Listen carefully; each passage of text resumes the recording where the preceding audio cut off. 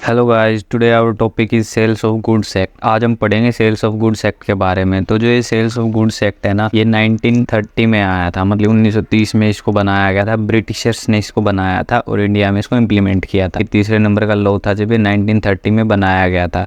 तो ये उसके बारे में हम देखते हैं, हम धीरे धीरे के करके इसके सारे टॉपिक स्टडी करते। देखिए ये जो है ना, ये सेल्स ऑफ गुड्स एक्ट, ये इंडियन कॉन्ट्रैक्ट एक्ट में से अलग किया गया था। जो इंडियन कॉन्ट्रैक्ट एक्ट है उसके अंदर ये 7th पार्ट था, 7 चैप्टर जो था इंडियन कॉन्ट्रैक्ट एक्ट का, वो सेल्स ऑफ गुड्स एक्ट के बारे में बताता था। उसको अलग करके भाई एक नया लॉ बना दिया गया था सेल्स ऑफ गुड्स एक्ट से रिलेटेड, जो इसके अंदर डील करता था।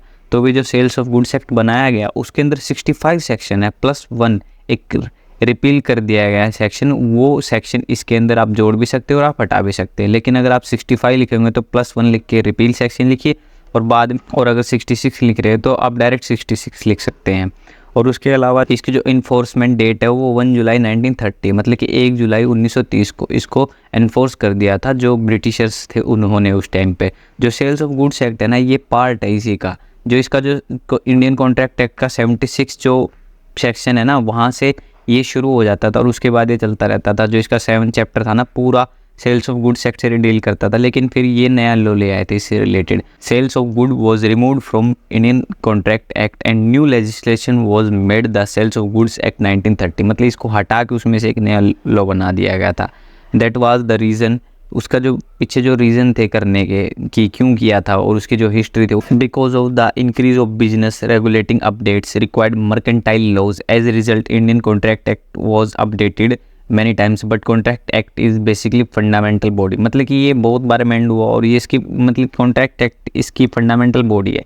तो क्यों किया गया था भाई? इंडस्ट्रियलाइजेशन हो रहा था, जो बिजनेस है वो बढ़ रहा था, ग्लोबलाइजेशन हो रहा था, लोग एक दूसरे को जान रहे थे भाई, जो इनकी जो ट्रांजैक्शंस हो रही थी वो बढ़ रही थी, जिसकी वजह से भाई ये जो है ना, इस लॉ को इनको है ना चेंज करना पड़ेगा कि भाई एक न्यू लॉ चाहिए। मतलब कि वो जो टॉपिक्स अगर उन्हें में लिखे तो भाई पहले अगर हम एक एक करके देखें भी क्या टॉपिक हो सकते हैं। पहला भाई ट्रांजैक्शन इंक्रीज हो रही थी। दूसरा टॉपिक अगर देख ले, बिजनेस एक्सपेंड हो रहे थे। तीसरा अगर टॉपिक देखें, तीसरा टॉपिक हो मर्केंटाइल लॉज जो आ रहे थे, मर्केंटाइल जो एक्टिविटीज़ बढ़ रही थी उसकी वजह। चौथा ग्लोबलाइजेशन हो रहा था। पांचवा इंडस्ट्रियलाइजेशन जो हो रहे थे। ये जो 5 टॉपिक है ना, इनकी वजह से भाई जो सेल्स ऑफ गुड्स एक्ट उसको नहीं लेके आना पड़ा था भाई गवर्नमेंट के द्वारा। तो भी देख लेते हैं। That lay down the principles, so the principle which required amendments regulate to sales of goods act were removed from the contract act and those come sales of goods act. ये तो वही बात हो गई भाई। तो भाई उसके बाद देख लेते हैं, मतलब कि ये हमारा सेल्स ऑफ गुड्स एक्ट के बारे में बताता है। जो इसका जो सेक्शन 1 है ना, उसके अंदर प्रीएम्बल दी गई है।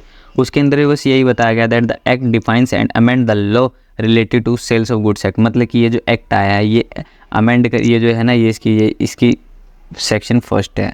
That act principle lay down required amend regulate to the sales of goods act chapter, ये है इसका सेक्शन 1। उसके बाद हमारा जो सेक्शन 2 है ना, सेक्शन 2 दिखाया गया है यहाँ पर। ये इसके अंदर मतलब कि सेक्शन 2 मेनली ना डेफिनेशंस बताता है इसके बारे में। जो इसके अंदर जो डेफिनेशंस दी गई है इस एक्ट के अंदर, वो डिटेल्स बताया। उसके सेक्शन 2 मेनली हमें ना डेफिनेशंस के बारे में बताता है। जो इस एक्ट के अंदर डेफिनेशन दी गई है तो उन्हें हम आने वाले वीडियोज़ में देखेंगे धीरे धीरे। लेकिन अभी फ़िलहाल हम सेक्शन 2 को देख लेते हैं भाई क्या होता है। In this act unless there was anything repugnant in subject और कॉन्टेक्स्ट, मतलब कि ये जो लिखा गया है ना इसके अंदर वही है, अनलेस कहीं पर कोई दिक्कत ना आ जाए तब तक। मतलब कि जब जो इसमें लिखा गया ना वो सही है, लेकिन जब तक इसमें कोई परेशानी पैदा ना हो जाए तब तक। तो means that the meaning of the term will remain define here unless it is defined in any provisions. For example, through in all the section of the Sales of Goods Act where the term goods is used, it would mean movable goods है। Supposedly section 10 provides that good include immovable property. Now entire meaning change and goods will mean as defined as section 10। तो ये जो section है भाई इसके अंदर define करा। Second है, इसके अंदर बताया गया अभी definitions mainly. Section 2 definition close है, इसके अंदर भाई डेफिनेशंस के बारे में बताया गया है। उसके अलावा अगर हम देखें इसके अंदर बायर्स की, डिलीवरी की, ये सभी डेफिनेशन बताएगी। बहुत सारी डेफिनेशंस है, लेकिन जो मेन होंगे ना हम वो देखेंगे कि मेन जो हमारे काम आएंगे वो डेफिनेशंस हम इसके अंदर आने वाले चैप्टर। एक बार हम दोबारा देख लेते हैं। हमारा जो सेक्शन 1 है इसका, उसके अंदर बताया गया शॉर्ट टाइटल एंड एक्सटेंट के बारे में।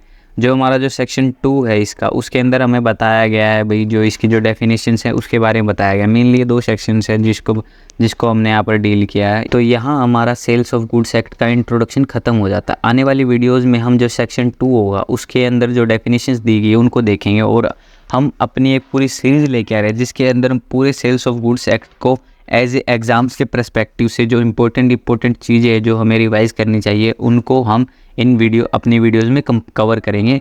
और आप ऐसी वीडियोज़ को रेगुलर पाने के लिए हमारे चैनल को सब्सक्राइब करिए और please like, share and comment. Thank you so much.